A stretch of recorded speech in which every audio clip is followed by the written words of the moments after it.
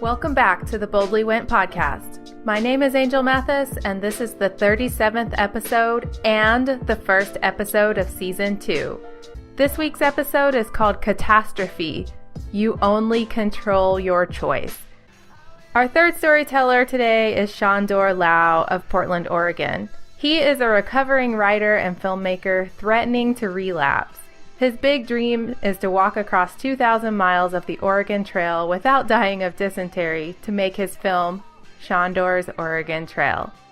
He's an Eagle Scout, Fulbright Scholar, and founder of the business Noted Financial, where he invests in U.S. residential real estate. Whatever you're doing right now, I recommend stopping it and really paying close attention to what Sándor is about to say.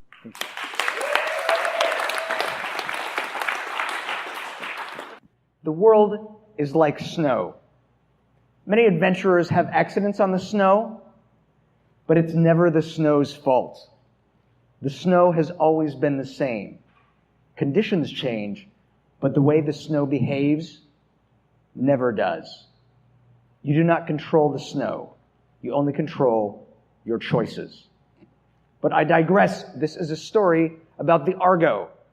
The Argo was my adventure mobile when I lived in Eugene, Oregon, and the Argo carried my companions and I to the waters of the Pacific Ocean, the peaks of the Cascade Mountains, and beyond.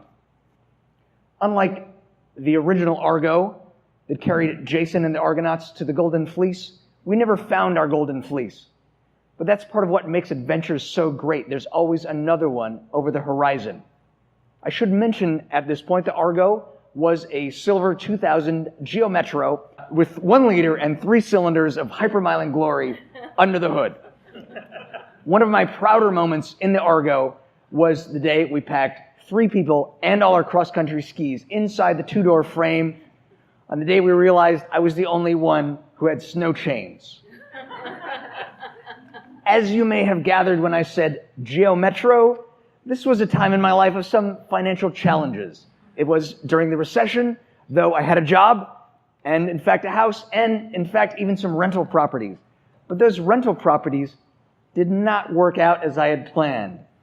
I did not understand that there were some tenants that had the amazing ability to break and steal more things every month than I could ever collect in rent. And yet, the mortgage still had to be paid. To make ends meet, I started renting out my spare room on Airbnb, which turned out much better than roommates. It turns out people's short-term hygiene habits are way better than their long-term ones.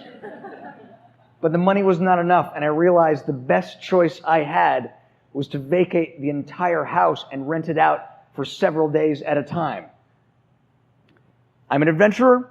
I like sleeping in a tent and traveling for fun. What could possibly go wrong? I had to calculate this out for tax purposes, and statistically, I was only 28% homeless, which, if you look on the bright side, and I pretty much always look on the bright side, means that I had a place to live 72% of the time. The reality is, sleeping in a tent in the mountains is great on weekends, but it's not that compatible for showing up to the office the next day with all of your best short-term hygiene habits intact. So, my solution was to sleep on a foam mattress on the floor at the office. It shortened the commute. While my sleeping arrangements did create some emotional strain, my weekend adventures gave me the boost I needed to get through this rough patch. I never felt more like the outdoors were my real home when I didn't have a real home to go back to. There was nothing like a day outside to cure me of the sadness of a lonely night eating microwave noodles and taking a bath with just a washcloth and the water from the office sink. This year, we had an early snow, and I packed the Argo on a December Friday for a day of work and a night of rest at the office before a Saturday adventure. I had my red Camelback backpack that Mom and Dad had got me the Christmas before, full of my 17 essentials and my personal theme color, cobalt blue Gore-Tex jacket that I needed to stay dry and warm in the mountains. And this forecast was for fresh snow at night and a sunny Saturday. I slept dreaming of kicking and gliding on the Pacific Crest Trail out to Eagle Rock with the view of Diamond Peak and Odell Lake. And if any of you remember the Odell Lake video game, it's that Odell Lake. When I say I slept, I mean mostly slept. The office was not in exactly the kind of neighborhood you'd choose to sleep in if you had other choices. But the reality was, I had limited other choices. It was right by the Matthew Knight Arena at the University of Oregon, where thousands of people would come for games and concerts. And if I didn't hear some broken glass and some hooting and hollering, I would wonder what was wrong. So when I heard something that may have been broken glass, I didn't really worry too much. After all, who breaks into a Geo Metro? That question actually remains still to be answered. But when I got up in the morning and went out to the Argo, I was devastated to find the passenger side window shattered with glass covering the passenger seat and the parking lot. The skis were still there. The $50 in cash and $10 in quarters that I always keep in the glove box, Boy Scouts be prepared, they were still there. But the red Camelback with my 17 essentials and my personal theme color cobalt blue Gore-Tex jacket were not there. Once again, being cheap ended up costing me dearly. Between the window repair and the gear, it cost me more than $1,000. Probably half the value of the Argo, if not the full value of the Argo. Money that would take me another 2 months of Airbnb earnings to make back. I'm one of the most even-tempered people you will ever meet, but I felt anger rise up from the remnants of the microwave noodles in the pit of my stomach that day. I still don't know anything about who broke into the car. I'm guessing a man, and I'm guessing someone who spent more than 28% of his nights in alternative housing arrangements. But I wasn't angry at him.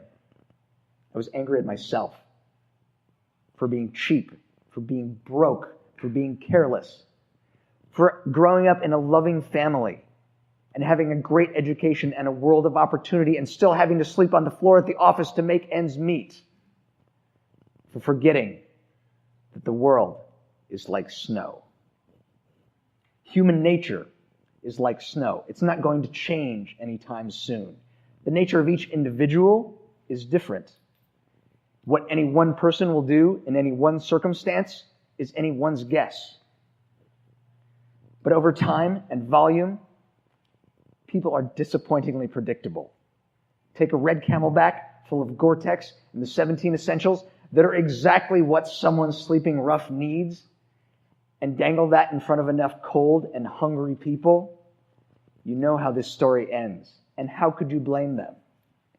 Instead of spending the day skiing on the Pacific Crest Trail out to Eagle Point with the view of Diamond Peak and Odell Lake, I spent 2 hours waiting in line at the REI garage sale. If you have ever been to the REI in Eugene, Oregon, you'll know that it's also located in a neighborhood you wouldn't exactly choose to sleep in if you had better choices. And 2 hours is a long time to spend in line watching other local residents, many of whom sleep in tents but do not shop at REI, and wondering if one of them might possibly have my Gore-Tex. Even if they did, what was I going to do? Fight them for it? You know how this ends. The world is like snow.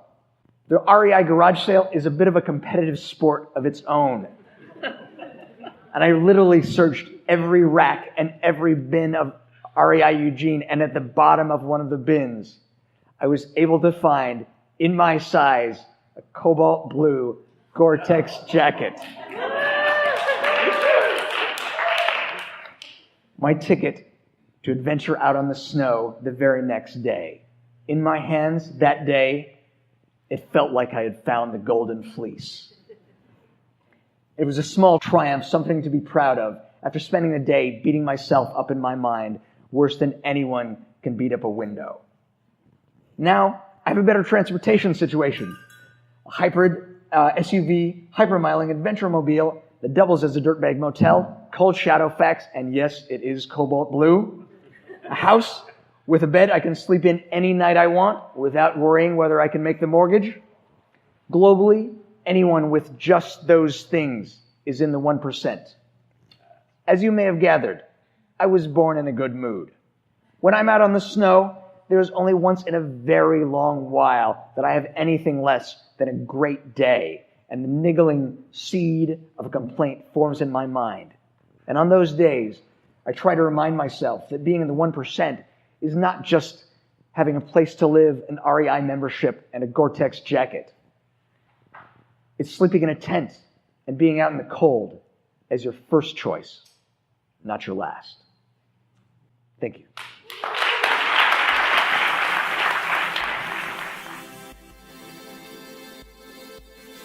Go to the field notes page, that's boldlywentadventures.com/37. When you do, the header photo is of Sándor wearing his personal theme color cobalt blue Gore-Tex jacket standing right in front of Mount Adams.